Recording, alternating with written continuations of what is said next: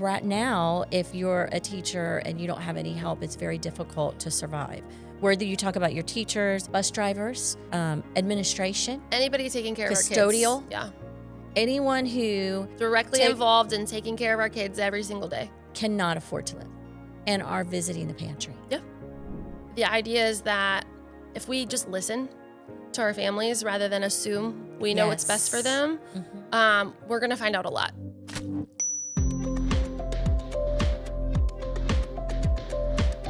Hello, Wednesday. How are you? Welcome back to Stick a Fork in It. It is back to school time.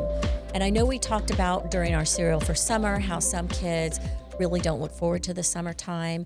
And of course, coming back to school means meals they can count on. But there are now community resources at some of our schools. And we have our personal local expert, Lauren Leto, is joining us once again to help us understand what back to school means for a lot of folks, but what the community school concept has grown into. So how are you doing? Good. So good to see you. Thank you for taking time in your summer. We've got your gorgeous children sitting in here. Thank you guys for your patience and hanging out with us. So tell me, how's your summer been? So this is the first summer I've actually summered since I started community school resource work.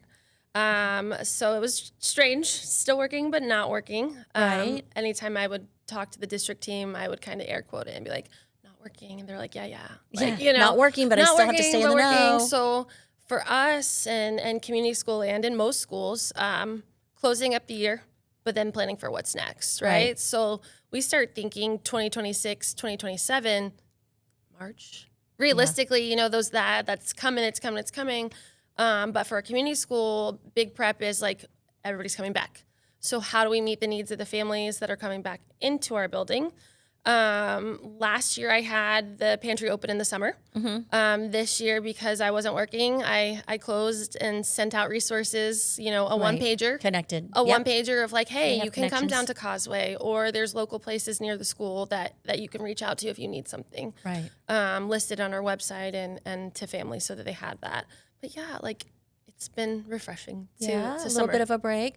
So really quickly, you've been on the podcast before, but we want to remind folks of your journey as an educator, because this, you know, this probably, you've ended up in an unexpected place, I think, that when you start that you want to be a teacher, it kind of morphs and changes. So tell us a little bit about your background and how what led you to being part of a community school. For sure. So local Hillsborough County student. Graduated from Armwood High School, went to USF, and was like, I'm going to be a social studies teacher. Like, that's what I'm going to do. So I went to USF. I got my degree in social studies ed, and I interned at Armwood where I was a student. So I went back as the teacher with some of my former teachers, which was it was a fun experience. It was it felt safe, right? It felt comfortable to have people you looked up to now kind of standing side by side with you. And then from there, at that time, it was like impossible to get a social studies position in Hillsborough County. You had your lifers that they were in those departments for 40 years, you know? So I ended up getting a job.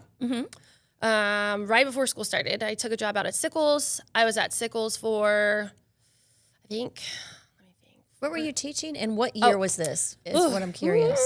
So come on, girl, that you was can do it. 2011 when I started. Oh, that was yesterday. I know, it doesn't feel like it. 2011 I started, no children. Had recently, I was not married yet. So yeah, no of those responsibilities. Right. But I took the drive out there. I lived in this area, but I wanted to teach. I wanted a job. So I taught Psychology 1 and Psychology 2 that year. And it was a temp job with the idea that the teacher was coming back the next year. But they liked me and they wanted me to stay on. So they offered me a coaching job. And that way they could help me stay in the social studies department. And I was like, I don't know anything about swim. Like, you want me to coach girls swim, and I know nothing about swim. But you got informed quick. They were like, well, you're an athlete. And I was like, yeah, I'm an athlete, but like, I swim for fun, not for... Right. I'm an athlete. What type of athlete were you? Softball. Okay, so softball and swimming. I learned real fast. Yeah. But then I loved it. Yeah. I love those kiddos. I stayed there. I think I left there 2015. So I had my oldest, and it was a drive. And I loved my kids. I loved what I taught, but I needed to be closer to home. So transferred to Strawberry Crest. At that point, I transferred to teach law studies, legal systems, government. Eventually got back to teaching psych there. I stayed there from 2015 to 2021. Okay. Took a leave of absence from the district, and I was going to go back to Strawberry Crest, but then there was, murmurings of Brandon High School is going to become a community school. And so friends of mine had said, hey, like, you live 10 minutes from here, and this, like, job description seems like you would be great at it. And so I was like, I kind of was nervous. Change, right? We're all hesitant to try something new. But it was kind of the best thing for me to kind of refill my cup, like to get my heart back into education, to get my spirit back into education, because that gap of 2015 to 2021 was the world, COVID, everything else. Yeah, and a lot so of all change. educators were, tired. Yeah. Like, that's just the easy word for it, tired. And so with all those changes, this was a nice pivot for me to end up in community school land. And what's your title? What do you? So my what's your official role? title is community school resource teacher. Okay. There are 21 of me in the district, 21 community schools. We range from elementary to middle to high school. We still only have 2 high schools. So only 2 high schools are community schools, us and Tampa Bay Tech. But in recent years, what we've started doing is building feeder patterns. So let's say you go to an elementary school, they're a community school.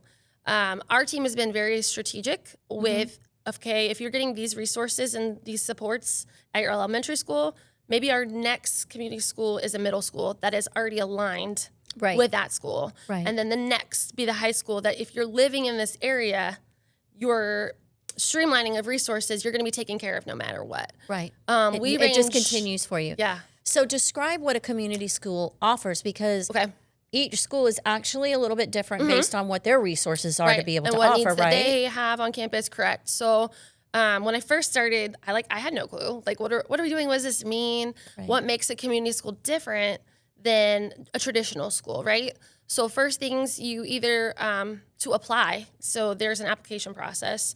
To apply, it's either you're a Title I school or a transformation school or both. So Title I being the low socioeconomic side of things, transformation, school grade being lower than what they want, essentially. Got it. And then from there, you apply. It goes to like a cabinet to decide, are we onboarding or not onboarding? Okay. And so the vision, the mission of community schools is that we know kids come to school, their families send them to school every day, and the needs, when they come into the door to us, we want to educate them, right? We want to take care of them. We want to make sure their academic needs are met. But if their basic needs are not being met, then how do we expect them to perform at school? And so the strategy behind it is to find out what they need. Yeah. So what do the kids need to be successful? What do their families need to feel connected to the building? What do the faculty and staff need that often they pay out of their own pocket to enrich their classrooms? Right. How do we support them by using community resources to make this reciprocal relationship of actually taking care of the community, actually taking care of the kids that are in our schools every single day? So yes, there's 21 of us. Some have connections to UCF under their community school model. There's newer schools that were added after my cohort that there was a full service grant with federal funding through USF. So we've partnered with USF. But the idea is that if we just listen to our families rather than assume we know what's best for them, we're going to find out a lot. And so when we went in, you have to capture 75% of each stakeholder group to be considered like, I don't want to say compliant because I don't like that word. Like, just to say that you've met a threshold where you've talked to enough families to really capture like what are our big projects, what are our big initiatives. And so Listening to your audience, if you will, asking how we can help. You know what I find interesting is because when you were on before, didn't you think the need, what did you, I can't remember. So initially when our principal applied, it was mental health supports. Yes. So coming out of COVID, you know, the after effects of like our kids were at home, our kids were here. There's so much change, mental health supports. And so that was what he applied, like the big picture vision.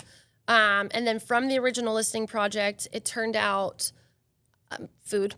So food was the number one need, school supplies, basic resources to help them, and then job opportunities. So we are now entering year 5.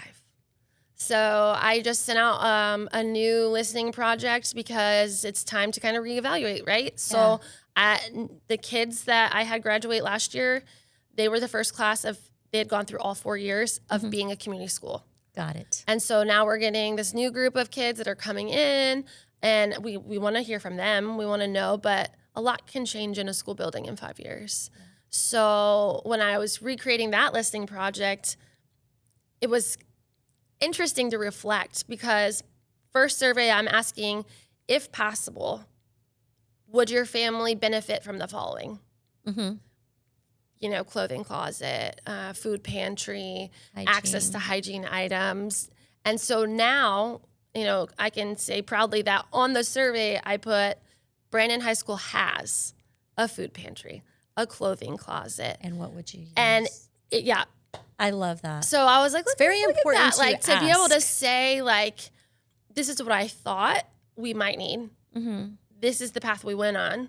This is what we have now that's available to you. Right. Because you think that you're sending out messaging about resources on campus and you're hoping everybody's getting that message. But I had a girl come this year and it was the first time she visited our clothing closet. And I was like, oh, are you new? And she said, no, Miss Leto, I'm a freshman. So then I felt personally responsible. Like, did she just now need resources? And, you know, like, where was the gap, right? Like, she didn't know until like March that we had a clothing closet and a hygiene closet and things like that for her available at school. So kind of being reflective and strategic, now up front saying, this is what we have. Right. So come see me. How would you like to engage? Right. Yeah. And we even said, too, on the survey, you know, I do not need help at this time. But then I added a question, too, that said, I do not need help at this time, but I would like to support my fellow peers. Yeah. Right? So maybe I don't need help, or I don't need help and I want to help you. Right. So I think that's interesting, too, because we did a television story with you guys a couple of years ago, and it was meeting some of the kids that got involved who become advocates for the opportunities available, which lowered the stigma. Oh, for sure. For asking if you have a friend group or a peer group that's telling you, we volunteer here if you need anything. You had students actually walking kids over, which I'm sure has only expanded the knowledge throughout the school and made the I don't want to say pantry. It's the a opportunities. Community, right? Like it's so cliche, but it's like I was actually just messaging them on the way here. The kids that are closest to the work. Yes. They call themselves community school ambassadors. They've kind of taken ownership of the work. They feel connected to the work. Yesterday was freshman camp. So every high school does like a transition to high school camp. Okay. And one of my kiddos who I've known since freshman year, he's a senior now. And he's like, hey, I'm doing a mini group session on, I think he titled it, How to Belong and Connect with Community. And so for him to now be a senior, and he's talking to the freshmen, explaining the work. Yeah. It's the peers. So I was like, look at him. He made a PowerPoint. He's explaining, and he went through it. Like, they gave the opportunity for students to do different mini sessions. So some did stuff on clubs or sports, but he opted to do the community school. Like, what is a community school? You're a freshman. Let me explain it to you. Right. So that's amazing. Really cool. He's grown up and your influence, and now he'll take it to college. Yeah. And life in general. Oh, for life. Yeah, that part. It's more of a life learning being there. Yeah. What do you anticipate coming into this year? So this year, I don't know.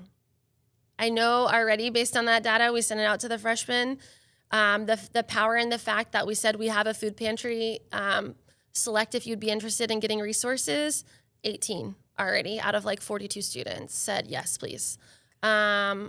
You know, still continuing programs. So we have the food pantry, we have the clothing closet. I also manage Big Brothers Big Sisters School to Work, so that helps with the job opportunity piece. That's our third cohort with Big Brothers Big Sisters, so we're excited about that.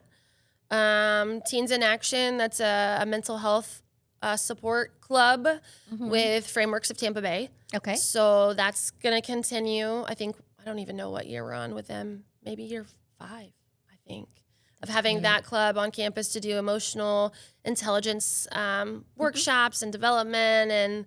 And last year our kids did during May Mental Health Awareness Month, they did a activity in the cafeteria for all peers to engage in and do, like, because it was exam time and ACE exams and AP exams. So our kids did like a take what you can and like leave a positive affirmation for somebody else. And then they left it up as like a encouragement of, hey, we're about to be in the thick of testing. So here you go. We're in it. Yeah.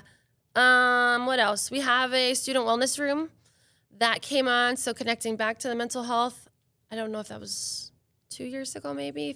I think so. Tampa Bay Thrives. We have a student wellness room so kids can come in the morning when they get to school and just like ease into their day. They've got fidgets and puzzles and calming sensory stuff in there for them. Just to check out a little bit. Yeah, and during reset, like we all need. Reset, or like we have those here. We have 2 of those rooms here. Yeah. So that's going to continue. Okay. But so we've talked about the school. We've talked about what community school means. Ambassadors who are incredible. Yeah. But let's touch on the pantry just a minute. So we're talking a lot about the children and the families that come and access that. But you also have hardworking people. You talked about when you started as a teacher, what affordability looked like. So back then, being a teacher could take care of all of the bills. But right now, if you're a teacher and you don't have any help, it's very difficult to survive. Whether you talk about your teachers, bus drivers, administration, anybody taking care of our kids. Custodial. Yeah.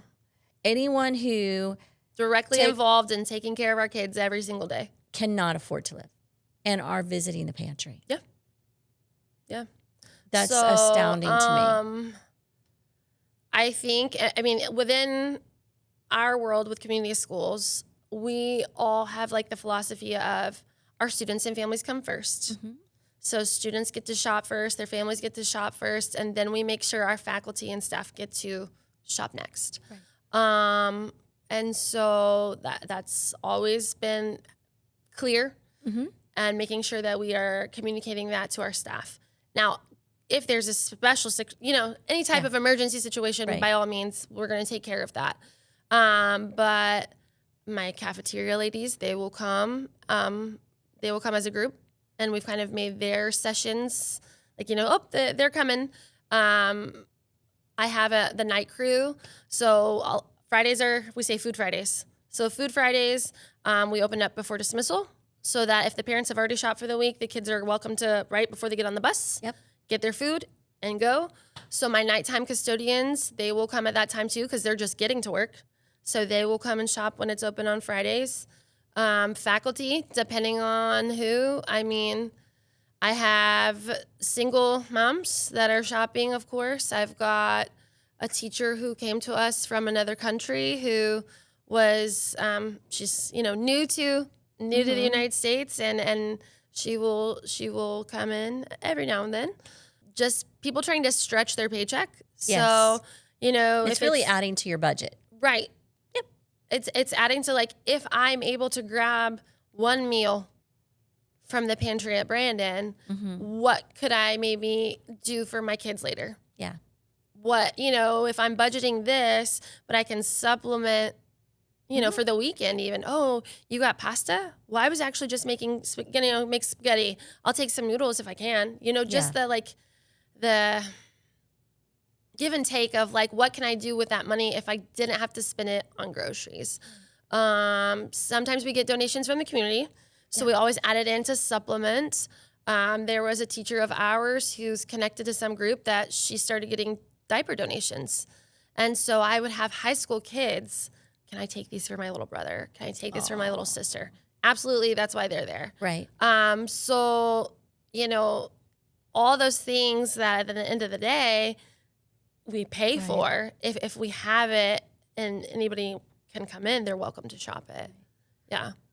I don't know in my head, I was thinking about this, like an actual number, but it's changed, right? So a couple years ago, I had a colleague of mine, he was single dadding it.